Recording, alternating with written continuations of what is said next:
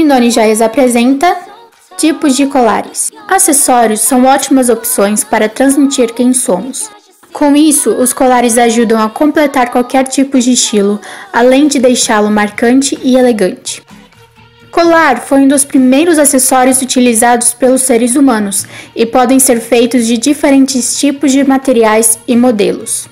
Vamos conhecer agora os tipos de colares. Choker ou gargantilha é um modelo mais justo ao pescoço, por vezes feitos apenas de tecido como veludo ou couro. O choker pode também acompanhar diferentes tipos de pingente em pedraria ou metal. A choker fica ótima com blusas e vestidos, tomara que caia, ou com mangas ciganinhas, e deve ser usada com cautela por pessoas que têm pescoço mais curto, pois tendem a diminuir ainda mais o seu tamanho. Os colares longos são modernos, versáteis, descolados e alongam a silhueta e podem até deixar o look mais sensual. Experimente usar seu colar comprido para quebrar a seriedade de um look office.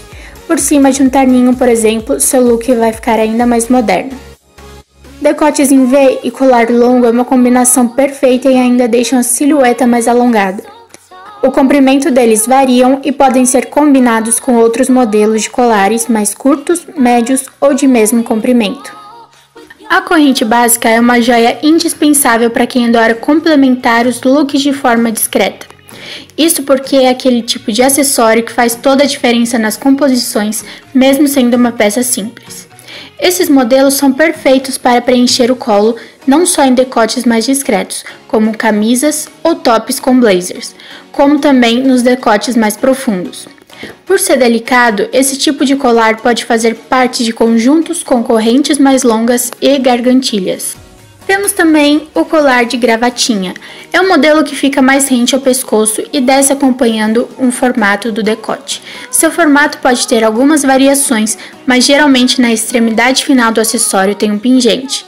Primeiro, invista em um decote profundo ou em V, pois esse colar valoriza a região do colo, além de ajudar a alongar o corpo. Ele deixa qualquer tipo de produção básica muito mais elegante e elaborada. No próximo vídeo, continuaremos falando sobre diversos tipos de colares, como escapulário, camafeu, colar invertido, entre outros.